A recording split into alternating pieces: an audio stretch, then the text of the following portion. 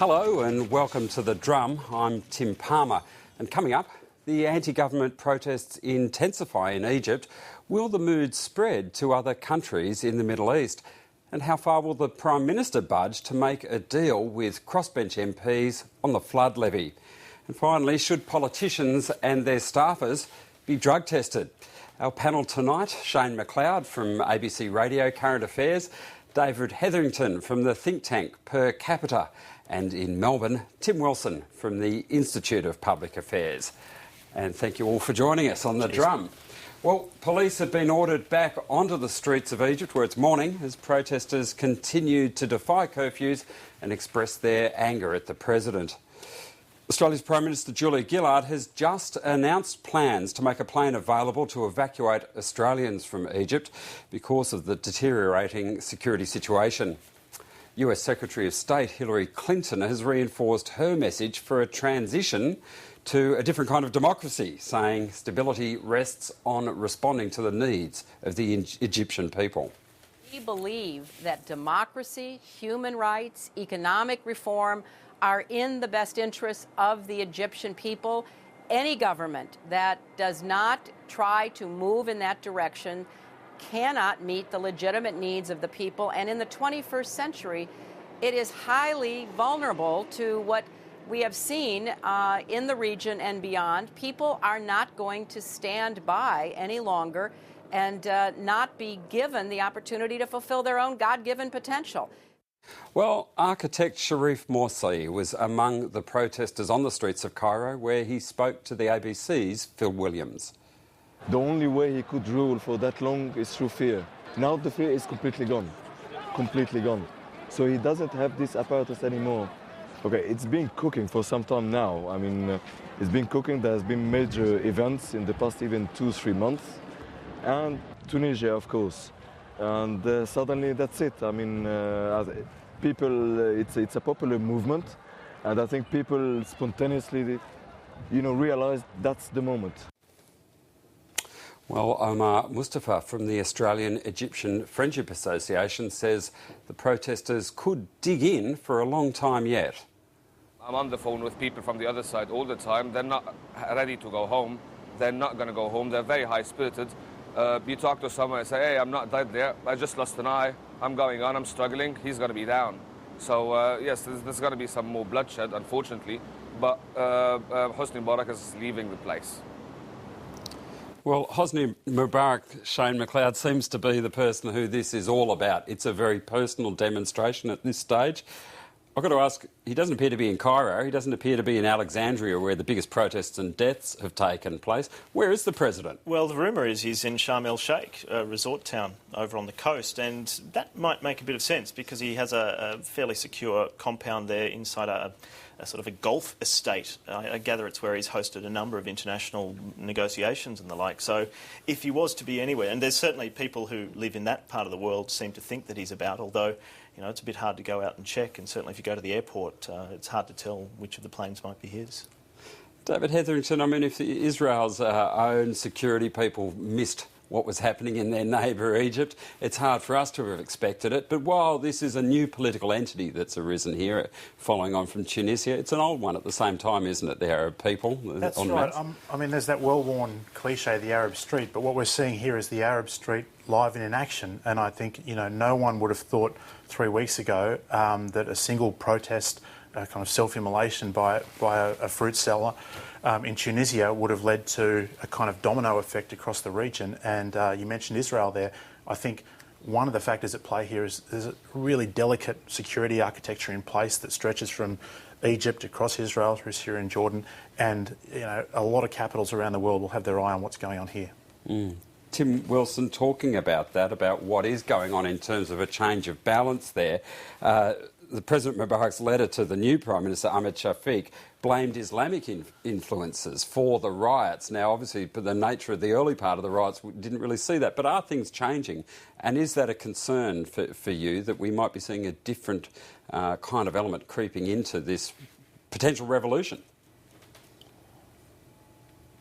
started very organically. They started from people who were concerned about the future of their country, who want democracy, who want choice about who is going to govern them. There's no doubt that there are lots of groups, I'm sure, who are now active and participating because they see an opportunity. And the Muslim Brotherhood is part of that, and there may be other ones. And part of the challenge for something like a potential revolution is the importance of staying power and resilience for those who originally participated, and to make sure that no minority voice comes in and tries and successfully takes over such a push, because everyone else doesn't have the resilience to stick it out, because it's clear the President isn't that interested at this point in a regime change.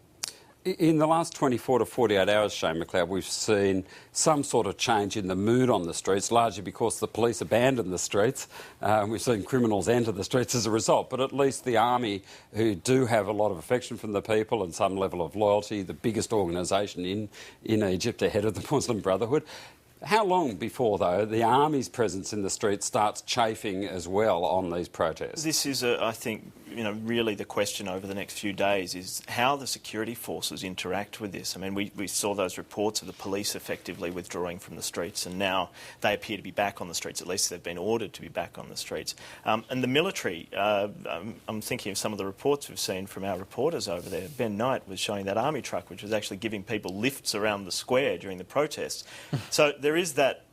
There's obviously a popular connection, perhaps, between the people and the security forces, but they're going to come under some pretty tough political control, well, at least attempts to control them, and how they react to that, I think, is really going to be the key in the next couple of days, those military forces, the security forces. David, there's been similar standoffs like this. I mean, even back to, I noticed some of the Egyptian cartoons today were drawing comparisons with Marcos. That's right. I mean, the Philippines, 1986, Ceausescu, what tips 89. the balance, though, when you get to this almost stalemate, where the people say we're prepared to stay in the streets long enough, and the totalitarian leader wants to stay on regardless? That's right. Well, often it is the role of the military. So, you remember pictures of the Philippines in the 80s where they were putting flowers in the rifles, and eventually the army said, OK, we're on the side of the people.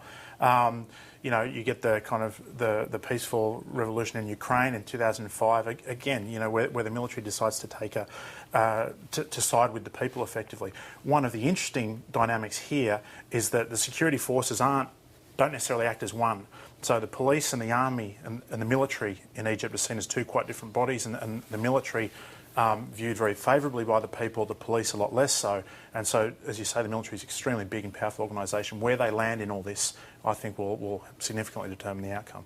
Tim Wilson, with the State Department, as it possibly did probably during the Philippines standoff, something talking about the Marcos situation, but are the words of the State Department, of Hillary Clinton and potentially President Obama at this stage, are they critical to the outcome?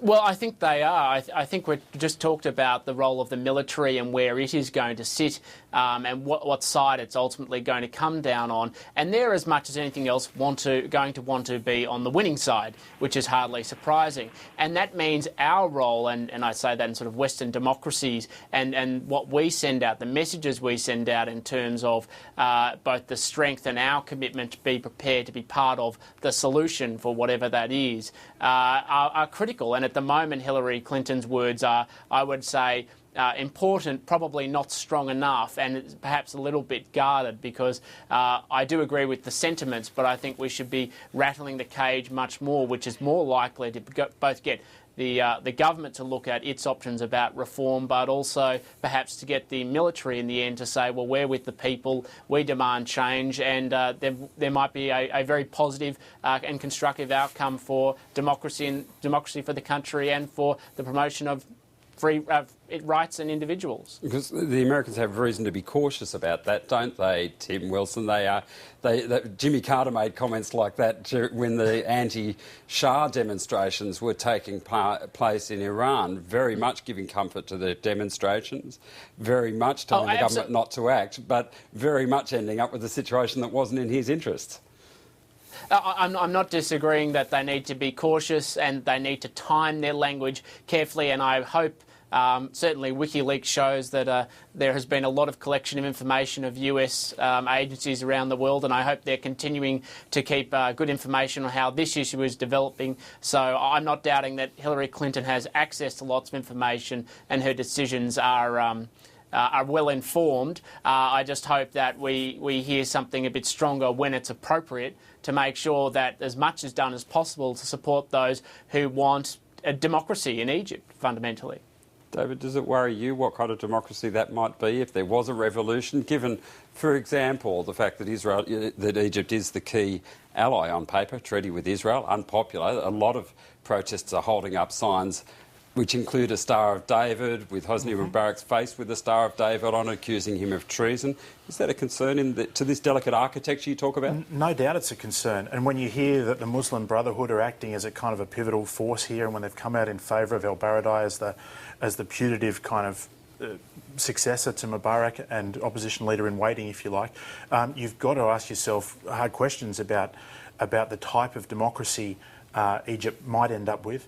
And as Tim says, for the Americans, there's a very, very fine line, very delicate balance to tread here, because they've been very vocal about the support and the re-engagement or the re-establishment of democracy in Iraq and Afghanistan, but have by the same token been a strong ally of Mubarak, and implicitly have said, that's the kind of democracy that we're willing to accommodate in the region. To come out now and say, gee, that this is not the democracy we're in favour of and supportive of is a bit of a shift of position that they're going to have to negotiate carefully. All right, well, we'll be coming back to Cairo and Alexandria, and it seems Sharm el-Sheikh, from what Shane McLeod's saying, in a bit later in the program. But to Australia now, and the Prime Minister has been meeting with independent MPs, trying to make sure her flood levy passes through Parliament. With the opposition refusing to back the plan, she needs the support of the crossbench in both houses. Independent MPs Tony Windsor, Bob Katter, Rob Oakeshott and Andrew Wilkie all favour a permanent natural disaster fund, and independent Senator Nick Xenophon agrees a levy alone is not the answer. I want there to be a long-term solution to this. Just having a one-off levy won't solve this. It needs to involve cooperation between the government and the insurance industry, and we also need some fundamental changes to the law when it comes to contracts of insurance. Well, Julia Gillard says Tony Abbott is playing politics over the flood levy, and that will backfire. Tony Abbott has just come out against the levy holus bolus, despite the fact that he's been a supporter of levies in the past. So this is, him looking for political advantage, and he made a speech over the weekend about, how he thinks this